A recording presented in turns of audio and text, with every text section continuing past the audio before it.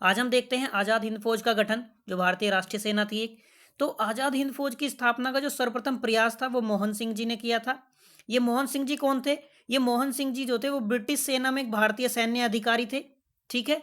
जब हुआ क्या था कि जब दक्षिण पूर्व एशिया में ब्रिटिश सेना जो थी वो पीछे हट रही थी, ठीक, तो ये मोहन सिंह जी जो थे वो जापानी मेजर फूजीवारा के संपर्क में आए और इन दोनों में मित्रता हुई। तो फूजीवारा साहब ने एक विचार दिया था कि हम क्या करते हैं, हम दोनों मिलके भारत की स्वतंत्रता के लिए कार्य करते हैं। ठीक है। इसी संबंध में ये विचार आया था आज़ाद हिंद फौज के गठन का। ठीक है। तो 1942 को क्या हुआ, 1 सितंबर 1942 की डेट है, मोहन सिंह जी के अधीन मलाया में आज़ाद हिंद फौज के प्रथम डिवीजन का गठन हुआ। ठीक है। और जो द्वितीय डिवीजन जो थी वो आज़ाद हिंद फौज की द्वितीय डिवीजन थी, वो सुभाष चंद्र बोस जो थे जुलाई 1943 में सिंगापुर पहुंचे और उन्होंने वहां क्या किया, दिल्ली चलो का नारा दिया। ठीक है। और सिंगापुर में रास बिहारी बोस जो थे, इन साहब ने इनकी सहायता की। ठीक है। इन्होंने वहां पे क्या किया था, सिंगापुर में एक अस्थायी सरकार बना ली थी, यानी कि आज़ाद हिंद फौज की सरकार बन गई सिंगापुर में, जिसका मुख्यालय इन्होंने सिंगापुर में तो बनाया ही बनाया, उसके अतिरिक्त रंगून में भी बना दिया। ठीक है। तो बोस की सरकार ने क्या किया, यानी कि ये जो आज़ाद हिंद फौज की जो सरकार थी उसने ब्रिटेन और अमेरिका दोनों के विरुद्ध युद्ध की घोषणा कर दी। ठीक है। और बोस साहब ने क्या किया, एक महिलाएं जो थी उनको सैन्य टुकड़ी में शामिल किया और महिलाओं की जो सैन्य टुकड़ी थी उसका नाम रख दिया रानी झांसी ब्रिगेड। ठीक है। ये इंपॉर्टेंट है पीटी के लिए, मध्य प्रदेश में पूछा भी गया 1-2 साल पहले। ठीक, आगे बढ़ते हैं। 6 जुलाई 1944 को बोस साहब ने कहा कि भारत की स्वतंत्रता के लिए अंतिम युद्ध शुरू हो चुका है। तो उन्होंने गांधी जी से समर्थन मांगा। उन्होंने कहा कि हमारे राष्ट्रपिता भारतीय स्वतंत्रता के पवित्र युद्ध में हमें आपका साथ चाहिए। ठीक है। शहनवाज खान के नेतृत्व में आज़ाद हिंद फौज की एक टुकड़ी जापानियों के साथ मिलकर भारत बर्मा सीमा पर हमला करने के लिए गई, मतलब कि अंग्रेजों पे हमला करना है। ठीक है। यानी कि इम्फाल का अभियान किया इन्होंने। लेकिन हुआ क्या कि ब्रिटिश सेना वहां पे हावी हो गई इन पे। तो जापानी सेना आ गई थी, उस जापानी सेना की पराजय हुई। तो जब पराजय हो गई तो आज़ाद हिंद फौज के सैनिक जो थे उनको भी आत्मसमर्पण करना पड़ गया। ठीक है। फिर इनके ऊपर जब गिरफ्तार हुए, इनके ऊपर मुकदमा चला, उसकी बात हम आगे करेंगे लाल किला मुकदमा में। ठीक है। उससे पहले देख लेते हैं वेवेल योजना 1945 की। तो जब द्वितीय विश्व युद्ध जो था वो समाप्ति के दौर में था। ठीक, तो ब्रिटिश के जो रूढ़िवादी सरकार थी, यानी कि चर्चिल उसके पीएम थे। ठीक है। तो ये चाहते थे कि भारत में संवैधानिक प्रश्न को किसी तरह जल्दी से जल्दी हल किया जाए। ठीक, इसलिए इन्होंने क्या किया, वायसराय वेवेल साहब से कहा गया कि भारतीय नेताओं से आप लोग क्या करो, अब विचार विमर्श करो। ठीक है। अब विचार विमर्श करने के लिए भारतीय नेता होने भी चाहिए, वो सब जेल में डाले हुए थे। तो जून 1945 में क्या किया, सबसे पहले तो कांग्रेसी नेता जो थे उनको जेल से रिहा कर दिया गया विचार विमर्श करने के लिए। ठीक है। अब ये सब विचार विमर्श किए क्यों जा रहे हैं, क्योंकि 1945 में इंग्लैंड में चुनाव होने वाले हैं और चर्चिल साहब क्या थे। अब देखिए, ब्रिटेन की जनता तो जागरूक है, वहां के लोग जानते हैं कि ये अंग्रेज भारत में क्या कर रहे हैं। ठीक है। तो इनको भी लग रहा था कि हम भारत के मुद्दे को लेकर वोट ले सकते हैं। ठीक, तो 1945 में चुनाव होने वाले थे, इसलिए चर्चिल साहब चाहते थे कि हम किसी तरह से भारत का मुद्दा उठाएं कि हम वहां की समस्या सुलझाएंगे, उसके लिए हम गंभीर हैं और हम जीत जाएंगे, फिर से सत्ता में आ जाएंगे। ठीक, तो इस योजना के तहत क्या हुआ कि वायसराय की कार्यपालिका के पुनर्गठन की बात की इन्होंने, और इन्होंने कहा कि अब जो कार्यपालिका गठन होगा उसमें हिंदू और मुस्लिम जो होंगे उनको समान प्रतिनिधित्व दिया जाएगा। ठीक है। और कहा गया कि जो वायसराय के पास जो विवेकाधीन शक्तियां हैं वो तो होंगी, लेकिन अब वो उनका दुरुपयोग नहीं कर सकेंगे। ठीक है। और थल सेना के अतिरिक्त, जो थल सेना होगी वायसराय की, उसके अतिरिक्त यानी कि वायसराय और थल सेना, वो सभी सदस्य जो होंगे वो भारतीय होंगे। ठीक है। तो इस योजना के संदर्भ में क्या हुआ, जून 1945 में शिमला में एक सम्मेलन बुलाया गया। सम्मेलन तो बुलाया गया, लेकिन हुआ क्या, वहां विवाद होता रहा जिसके कारण कोई समझौता नहीं हो सका। जबकि जैसे इन्होंने कहा था कि जो वायसराय की कार्यपालिका होगी उसमें हिंदू और मुस्लिमों को समान प्रतिनिधित्व दिया जाएगा। ठीक है। तो जिन्ना साहब का मानना था कि जो मुस्लिम प्रतिनिधि होंगे उसमें क्या करो, केवल मुस्लिम लीग से सदस्य लिए जाएंगे, बाहर से कोई नहीं लिया जाएगा। ठीक है। जबकि कांग्रेस ने क्या किया, कांग्रेस ने अपनी तरफ से मौलाना आजाद साहब थे और गफ्फार खान, इनको नियुक्त कर दिया। तो जिन्ना साहब ने इस पे आपत्ति उठाई कि मुस्लिम लीग से बाहर का कोई मुसलमान नहीं होना चाहिए। ठीक है। ब्रिटिश सरकार को लगा कि यह आपत्ति जायज है, उन्होंने इसको स्वीकार कर लिया, और स्वीकार कर लिया तो सम्मेलन स्थगित हो गया। सम्मेलन स्थगित हो गया तो यह योजना जो थी वो असफल रही। आगे बढ़ते हैं, अब चलते हैं हम लाल किला मुकदमा की तरफ, जो आजाद हिंद फौज पे चला था। नवंबर 1945 की ये बात है। ठीक है। तो इसमें बचाव पक्ष की ओर से कौन थे, यानी कि आजाद हिंद फौज की तरफ से किसने मुकदमा लड़ा, वो भूलाभाई देसाई थे और नेहरू जी थे। इसी संदर्भ में कहा गया कि वर्षों बाद इन्होंने काली कोट धारण की, यानी कि वकील की ड्रेस फिर से पहनी, वकालत छोड़ चुके थे ये लोग आंदोलन में। ठीक है। तो कांग्रेस ने क्या किया, आजाद हिंद फौज के जो सैनिक थे उनके बचाव के लिए आजाद हिंद फौज समिति का गठन कर दिया। ठीक है। और इस मुकदमे में क्या हुआ, जितने भी बंदी थे उनको राजनीतिक दलों का समर्थन प्राप्त हुआ। राजनीतिक दलों का छोड़ो, बाहरी जनता का भी इनको अभूतपूर्व समर्थन प्राप्त हुआ। ठीक है। जगह जगह जुलूस निकाले गए, हड़तालें की गई। ठीक, यानी कि जो अभूतपूर्व एकता का परिचय भारतीयों ने दिया वो कल्पना से परे था। ठीक। और इसी संदर्भ में 12 नवंबर 1945 को क्या किया गया, आजाद हिंद फौज दिवस मनाया गया। ठीक है। अब यह आंदोलन दिल्ली, पंजाब, बंगाल, बंबई, मद्रास, संयुक्त प्रांत आदि, मतलब बहुत जगह यह आंदोलन चला, दूर दराज गांव गांव तक ये पहुंच गया। अब जो छात्र थे उन्होंने फिर शिक्षण संस्थाओं का बहिष्कार किया, दुकानदारों ने अपनी दुकानें बंद कर ली और चंदा इकट्ठा करने लगे। ठीक है। चंदा इकट्ठा किया, जब गुरु समिति बन गई, प्रवासी भारतीय, कलकत्ता बॉम्बे के फिल्मी सितारे, ये सब लोग जो थे इन्होंने इसमें महत्वपूर्ण भूमिका निभाई। ठीक है। अखिल भारतीय महिला सम्मेलन में युद्ध बंदियों की रिहाई की बात की गई। यहां तक कि सरकारी कर्मचारियों और सशस्त्र सैनिक जो थे उन्होंने भी आंदोलनकारियों का समर्थन कर दिया। तो अंततः क्या हुआ कि सरकार को झुकना पड़ा। अब ये मुद्दा जो था वो मुद्दा बन गया भारत बनाम इंग्लैंड का। ठीक है। यानी कि सीधे सीधे राष्ट्रवाद बनाम इंग्लैंड का मुद्दा ये हो गया। तो सरकार को इसमें झुकना पड़ा। सरकार ने सोचा कि अपनी भी कोई बात रखनी पड़ेगी। तो सरकार ने कहा कि केवल जिन पर बर्बरता का आरोप है उनको तो नहीं छोड़ेंगे, बाकी सबको क्या करते हैं, बाकी सबको छोड़ दिया जाता है। ठीक है। अब देखते हैं भारतीय शाही नौसेना विद्रोह जो 18 से 23 फरवरी 1946 तक चला था। ये क्या मैटर था, ये था कि जो बॉम्बे बंदरगाह पर जो खड़े नौसैनिक जहाज था इसका नाम था तलवार, ये आप याद रखिएगा, इंपॉर्टेंट है। तो हुआ क्या कि नाविकों ने यहाँ नस्लवादी भेदभाव, खराब भोजन आदि के कारण हड़ताल कर दी थी। ठीक है। और ये साहब थे एक नाविक बीसी दत्त, इन्होंने क्या किया, जहाज पर लिख दिया कि अंग्रेजों भारत छोड़ो। तो इनको गिरफ्तार कर लिया गया। जब इनको गिरफ्तार कर लिया गया, जो बाकी जो ये थे सैनिक, नौसैनिक जो थे वो उनके समर्थन में आ गए। ठीक है। और उनको रिहा करने के लिए हड़ताल कर दी सब लोगों ने। ठीक। वहीं ये नाविक क्या कर रहे थे, वहीं ये आजाद हिंद फौज के जो बंदी थे उनका समर्थन कर रहे थे। ठीक है। और जो ब्रिटिश ने भारतीय सेना जो थी इंडोनेशिया भेजी हुई थी उसको वापस बुलाने की निरंतर मांग कर रहे थे। ठीक। अब देखते देखते क्या हुआ कि जैसे एक नाव से स्टार्ट हुआ, जहाज पे पहुंचा, फिर ये लगभग हर जहाज पे ये पहुंच गया। ठीक है। यानी कि जो हड़ताल थी लगभग हर नाव पे पहुंच गई। और इन हड़ताली नाविकों ने क्या किया, नौसेना केंद्रीय हड़ताल समिति का गठन कर लिया और इसका प्रमुख बना दिया गया SS खान को। ठीक है। इन नाविकों ने जो था अपने जो जहाज थे उन पे कांग्रेस का झंडा लगा दिया, कम्युनिस्ट पार्टी का झंडा लगा दिया। ठीक है। और विद्रोह के दौरान क्या हुआ, भारतीय जनता ने आंदोलनकारियों के प्रति सहानुभूति का प्रदर्शन किया। ठीक। उनकी मांगों का भी समर्थन किया, उनके समर्थन में सभाएं की, जुलूस किए, हड़ताल किए, यातायात को अवरुद्ध किया गया, रेलवे को अवरुद्ध किया गया। ठीक है। छात्रों ने फिर क्या किया, छात्रों ने फिर शिक्षण संस्थाओं का बहिष्कार किया। कलकत्ता, दिल्ली, कोचीन, जामनगर, यहाँ जो रक्षा प्रतिष्ठान कर्मचारियों ने भी क्या किया, सांकेतिक हड़ताल कर दी। यानी कि अब देखो कि एक तरह से ये 1857 के विद्रोह की याद ताजा करता है। ठीक है। क्यों याद ताजा करता है, क्योंकि 1857 का जो विद्रोह था वो एक नागरिक असंतोष की अभिव्यक्ति जो थी वो सैनिकों के माध्यम से हुई थी। और ये भी एक नागरिक असंतोष जो है वो सैनिकों के माध्यम से अभिव्यक्त हुआ है। ठीक है। अंततः क्या हुआ, जिन्ना साहब और पटेल पहुंचे। इन साहब ने क्या किया कि नाविकों को समझाया कि देखो तुम आत्मसमर्पण कर दो, वरना ब्रिटिश सैन्य जो है वो तुम्हारा दमन करने के लिए आ रहे हैं। ठीक है। तो पटेल साहब ने यही बात नेहरू जी से कही कि उनका आत्मसमर्पण कराना इसलिए जरूरी है क्योंकि ब्रिटिश सैन्य ताकतें जो हैं वो उनका दमन करने के लिए जा रही है, सीधे वो गोली चलाएंगे। ठीक है। तो इन लोगों का आत्मसमर्पण करा दिया गया। ठीक। विद्रोह के दौरान आम जनता ने एकजुटता प्रदर्शित की, एज यूजुअल जैसा अब तक चला आ रहा था वही हुआ। ठीक है। ये सब बातें सेम सेम है।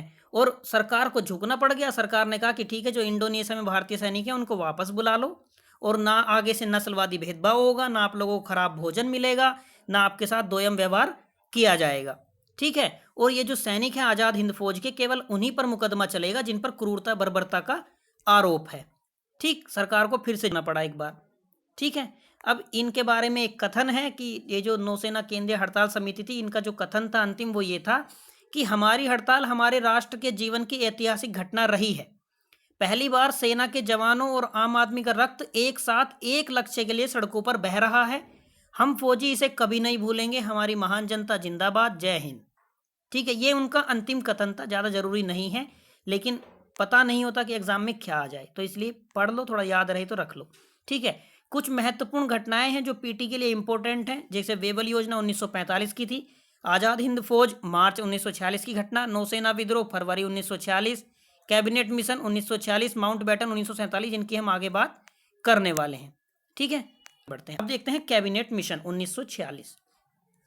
तो इसकी पृष्ठभूमि क्या रही? पृष्ठभूमि तो ये रही कि जैसे अब कोई भी देश अगर युद्ध में शामिल होगा, युद्ध लड़ेगा, तो जाहिर सी बात है उसकी आर्थिक स्थिति कमजोर हो जाएगी। ठीक है, तो वही हुआ ब्रिटेन के साथ। जब ब्रिटेन की आर्थिक स्थिति कमजोर हुई तो उसको लगा कि हमें अपने उपनिवेशों पर पकड़ बना के रखनी पड़ेगी, और यदि पकड़ नहीं बनाई तो उपनिवेश हमारे हाथों से चले जाएंगे। ठीक है, और 1945 में ब्रिटेन में क्या हुआ, चुनाव हुए और लेबर पार्टी को बहुमत प्राप्त हो गया। अब लेबर पार्टी की तरफ से एटली साहब जो थे वो प्रधानमंत्री बने। ठीक है, ये उसी मुद्दे को लेकर आगे आए थे कि हम भारत में जो है उस भारतीय संवैधानिक समस्या को जल्दी सुलझाएंगे। ठीक है, तो इन्होंने आते ही उसके लिए काम भी करना स्टार्ट किया। ठीक, क्योंकि इनका मुद्दा भी वही था। ठीक है, तो इन्होंने क्या किया, 19 फरवरी 1946 को क्या कर दिया, एक 3 सदस्य कैबिनेट मिशन की घोषणा की, जिसको भारत भेजा गया। ठीक है, और जब ये भारत में आया मार्च 1946 में, तो इसमें कौन कौन शामिल थे? एक थे पैंथिक लॉरेंस जो भारत सचिव थे, स्टेफोर्ड क्रिप्स साहब थे जो व्यापार बोर्ड के अध्यक्ष थे, और अलेक्जेंडर जो थे वो नौसेना प्रमुख थे। अब इस मिशन ने अपने कुछ प्रस्ताव दिए होंगे, उनको देख लेते हैं। तो इस मिशन ने जो प्रस्ताव दिए, इन्होंने कहा कि हमें पाकिस्तान की मांग जो है वो तो मंजूर है नहीं। ठीक है, क्योंकि जो विभिन्न मुस्लिम बहुल प्रांत जो हैं उनको एक राष्ट्र के रूप में सम्मिलित करना संभव ही नहीं है, क्योंकि सब अलग अलग जगह हैं, उनको कैसे एक राष्ट्र में आप तब्दील करेंगे। ठीक है, दूसरी बात इन्होंने कही कि यदि विभाजन करेंगे तो उससे प्रशासनिक व आर्थिक समस्याएं खड़ी हो जाएंगी। ठीक है, इसलिए इन्होंने कहा कि भारत के लिए एक संघ का निर्माण किया जाए। ठीक है, जिसमें सभी ब्रिटिश प्रांत होंगे, देसी रियासतें होंगी। ठीक, और जो संघ होगा, संघ को केवल रक्षा, विदेशी मामले और संचार के विषय दिए जाएंगे। अन्य जो सभी मसले होंगे, अन्य जो सभी अधिकार होंगे, वो प्रांतों को प्रदान किए जाएंगे। ठीक है, अब इन्होंने प्रांतों को 3 समूह में विभाजित कर दिया, जो समूह ए, समूह बी और समूह सी। समूह ए में जो थे बॉम्बे, मद्रास, संयुक्त प्रांत, मध्य प्रांत, बिहार और उड़ीसा, यानी कि ये थे समूह ए वाले हिंदू बहुल। ठीक है, समूह बी में थे पंजाब, उत्तर पश्चिमी सीमा प्रांत, सिंध, ये थे मुस्लिम बहुल। ठीक है, और समूह सी में जो बंगाल और असम थे, ये तो मुस्लिम बहुल थे ही पहले से ही। ठीक है, तो प्रांतों को क्या किया, संविधान सभा के निर्वाचन का अधिकार दे दिया गया, और जहां जनसंख्या के आधार पर जन प्रतिनिधित्व निर्धारित हुआ। ठीक, अब नया संविधान लागू होते ही क्या हुआ कि देसी रियासतों पर से ब्रिटिश सर्वोच्चता समाप्त हो जाएगी, ये बात कह दी गई, और जो देसी रियासतें हैं इनको ये स्वतंत्रता दी जाएगी कि वो चाहें तो भारतीय संघ से संधि कर लें। ठीक है, एक अंतरिम सरकार का गठन किया जाएगा जो क्या करेगी, जब तक संविधान नहीं बनता वो तब तक कार्य करेगी। ठीक है, और इसमें कुल जो 14 सदस्य होंगे। ठीक है, यानी कि जो मुख्य राजनीतिक दल हैं उनसे लिए जाएंगे, जैसे कांग्रेस से 6 सदस्य ले लिए, मुस्लिम लीग से 5 होंगे, सिख, पारसी, ईसाई से एक एक प्रतिनिधित्व जो होगा इनमें शामिल होगा। ठीक, आगे बढ़ते हैं। अब इसका मूल्यांकन देखते हैं कि मूल्यांकन कैसे हुआ। देखिए, ये क्वेश्चन बन सकता है पीटी में कि कैबिनेट मिशन योजना द्विराष्ट्रवाद के सिद्धांत को सुलझाने, अर्थात हिंदू मुस्लिम वर्ग के मतभेदों को सुलझाने का प्रयास था। यदि ऐसा स्टेटमेंट आ गया तो हम सीधे सीधे उसको गलत मार देंगे कि नहीं, ऐसा तो कभी अंग्रेज चाहते ही नहीं थे, जबकि कैबिनेट मिशन में यही प्रस्ताव था। उन्होंने द्विराष्ट्र सिद्धांत को इसलिए खारिज किया था, ठीक है, कि इनके जो मतभेद हैं वो आपस में सुलझ जाएं और भारत में एक संघ बने जिससे एकता बनी रहे, जो कि कांग्रेस चाहती थी शुरू से ही। ठीक है, और जो विभिन्न प्रांत हैं उनको स्वायत्ता दी जाएगी उनके आंतरिक मामलों में। ठीक, यानी कि प्रांतों की जो स्वायत्ता की बात थी वो मुस्लिम लीग के दृष्टिकोण के नजदीक थी, और जो संघ की बात थी, एकता की बात थी, वो कांग्रेस के नजदीक थी। यानी कि दोनों की बातें इन्होंने रख ली। इन्होंने सोचा था कि इससे क्या होगा, इससे सीधे सीधे विभाजन रुक जाएगा, क्योंकि हमने पाकिस्तान की मांग को तो खारिज कर दिया है। ठीक है, अब इसके देखते हैं कि सीमाएं और दोष क्या रही। तो सीमाएं, इसकी दोष में पहली बात यह है कि केंद्र की शक्तियां नगण्य थी, जबकि भारत के विघटन को रोकने के लिए एक मजबूत केंद्र की आवश्यकता थी। ठीक है, इन्हें प्रांतों को ज्यादा स्वायत्ता दी।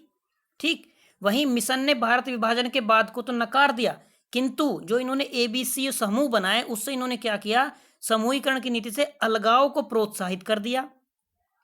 ठीक है, मुस्लिम एवं कांग्रेस दोनों ने क्या किया, कैबिनेट मिशन योजना की दीर्घ अवधि के प्रस्ताव को स्वीकार कर लिया, किंतु जो समूहीकरण की बात थी उसमें कांग्रेस और मुस्लिम लीग में लगातार मतभेद बने रहे। ठीक है, आगे चलकर मुस्लिम लीग ने क्या किया, सरकार में शामिल होने से इनकार कर दिया और वायसराय ने क्या किया कि बिना मुस्लिम लीग के ही सरकार का गठन कर दिया। तो अब लीग को ये गलत लगा कि ये तो गलत है, हमारे बिना कैसे सरकार का गठन कर देगा वायसराय। तो मुस्लिम लीग ने इसे अनुचित मानते हुए प्रत्यक्ष कार्यवाही दिवस का आह्वान कर दिया। ठीक, आती है एटली की घोषणा 20 फरवरी 1947 को। ठीक है, अब एटली साहब सत्ता में आए थे कि भारत में जो संवैधानिक मुद्दा है उसको जल्दी सुलझाएंगे हम। ठीक, तो अब इन पे ब्रिटेन से भी दबाव था, जो ब्रिटेन की जनता थी उससे भी दबाव था, ब्रिटिश राज्यों से भी दबाव था, जो अन्य ब्रिटेन में प्रांत थे, कि जल्दी से सुलझाया जाए। तो इसलिए एटली साहब ने क्या किया कि 30 जून 1947 को घोषणा, मतलब 20 फरवरी को घोषणा की कि 30 जून 1947 तक क्या किया जाएगा, भारतीयों को सत्ता सौंप दी जाएगी। ठीक है, तो एटली साहब ने कहा कि जो सभी राजनीतिक दल हैं वो मिलजुल कर एक नए उत्तरदायित्व को स्वीकार करने के लिए क्या करें, जो उनके अपने राजनीतिक मतभेद हैं उनको भुलाकर काम करें। ठीक है, इसके लिए उन्होंने माउंटबेटन को वायसराय बनाने की घोषणा कर दी कि ये इसका आयोग कराएंगे। ठीक है, तो मुस्लिम लीग और कांग्रेस दोनों ने इसका स्वागत किया कि ठीक है, ये बात व्यवहारिक लगती है हमें। ठीक है, तो कांग्रेस और मुस्लिम दोनों ने इस बात को स्वीकार कर लिया, इटली की घोषणा को। अब माउंटबेटन वायसराय बन गए तो उन्होंने योजना प्रस्तुत की, वो थी माउंटबेटन योजना। माउंटबेटन योजना को मन बाटन भी कह सकते हैं आप, कि इन्होंने द्विराष्ट्र को बांट दिया था, 2 राष्ट्र बना दिए थे। इसको डिकी वर्ड योजना भी कहते हैं, ये इंपॉर्टेंट ज़्यादा है। ठीक है, 3 जून 1947 की ये बात है। इसमें क्या प्रावधान थे, इसमें प्रावधान ये था कि भारत के विभाजन के बाद सत्ता हस्तांतरण की जाएगी। ठीक है, सिंध और बलूचिस्तान जो हैं, यहाँ की विधायिका को निर्णय ये लेना है कि उनको भारत में जाना है या पाकिस्तान में। ठीक है, जबकि पंजाब और बंगाल की जो विधायिका है उसको दोहरे निर्णय लेने हैं कि क्या तो वे पाकिस्तान के साथ जाएंगे, और यदि पाकिस्तान के साथ जाएंगे तो इनके जो राज्य हैं क्या इन राज्यों का विभाजन होगा। ठीक, पंजाब और बंगाल को यह निर्णय करना था। ठीक है, उत्तर पश्चिमी सीमा प्रांत और असम के सिलहट जिले में क्या जनमत संग्रह कराया जाएगा, और जनमत संग्रह के द्वारा पता लगाया जाएगा कि ये लोग किसके साथ रहना चाहते हैं, भारत के या पाकिस्तान के। ठीक है, भारतीय रजवाड़ों को भारत या पाकिस्तान में मिलने का विकल्प दिया गया कि आपको छूट है, आप जिसके साथ चाहें रह सकते हैं। ठीक है, और सीमा के विभाजन के लिए आयोग गठित हुआ रेडक्लिफ की अध्यक्षता में, आपको ये मालूम ही होगा। ठीक है, 15 अगस्त 1947 को भारत व पाकिस्तान को डोमिनियन स्टेटस के आधार पर सत्ता का हस्तांतरण किया जाएगा, यह मनबाटन योजना में प्रावधान था। ठीक, अब इस बात को स्वीकार कर लिया गया, मुस्लिम लीग ने भी स्वीकार कर लिया और कांग्रेस ने भी इस बात को स्वीकार कर लिया।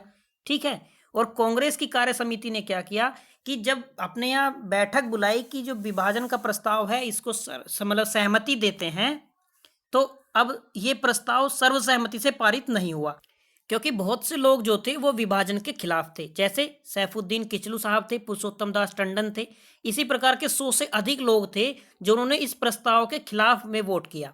ठीक है, लेकिन बहुमत से निर्णय हुआ, अंततः जिस पक्ष में वोट ज्यादा थी वो बात मानी गई, और 4 जुलाई 1947 को ब्रिटिश संसद ने भी इस बात को स्वीकार कर लिया।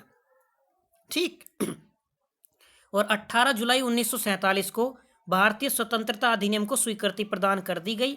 फलतः क्या हुआ, भारत आजाद तो हुआ लेकिन विभाजन के साथ आजाद हुआ। ठीक है, अब देखते हैं कि कांग्रेस ने विभाजन क्यों स्वीकार किया। भाई, कांग्रेस चाहती तो अपनी बात पर अड़िग रह सकती थी कि हमें विभाजन नहीं चाहिए, लेकिन था क्या कि एक तो ये स्वतंत्रता का अंतिम दौर है, और हो क्या रहा था, मुस्लिम लीग के कारण सांप्रदायिक तनाव बढ़ गया था।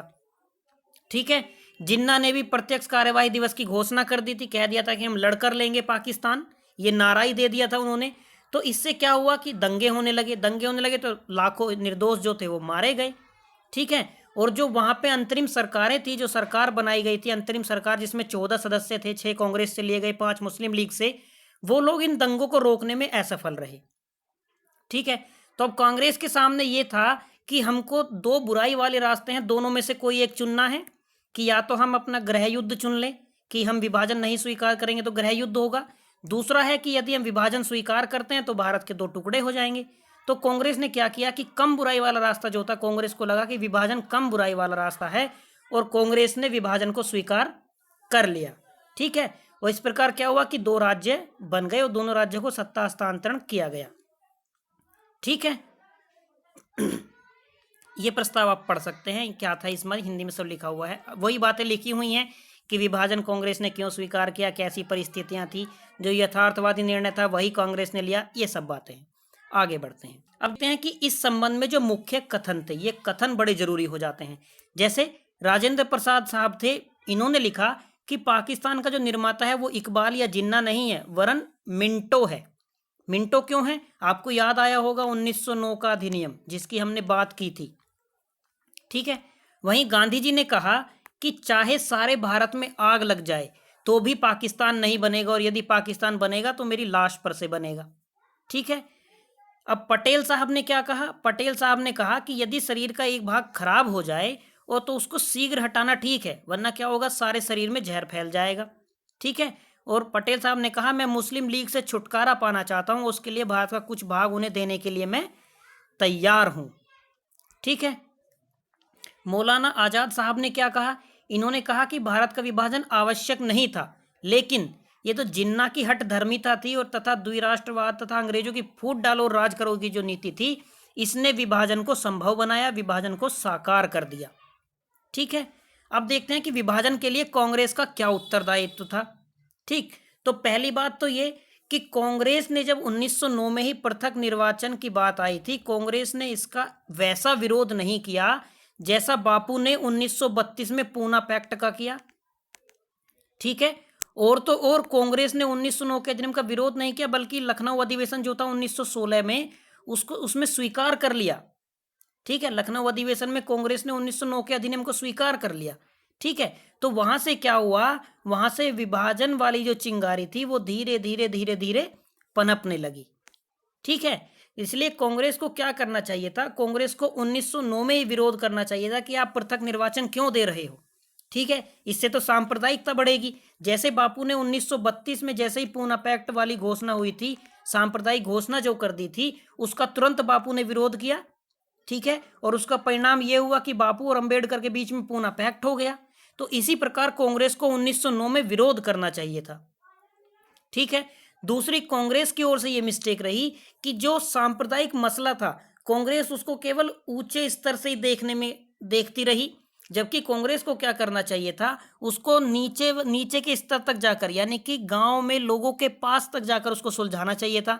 जबकि कांग्रेस क्या करती रही, जो ऊंचे नेता थे, जो बड़े नेता थे, उनसे बात करके मसले का हल ढूंढती रही।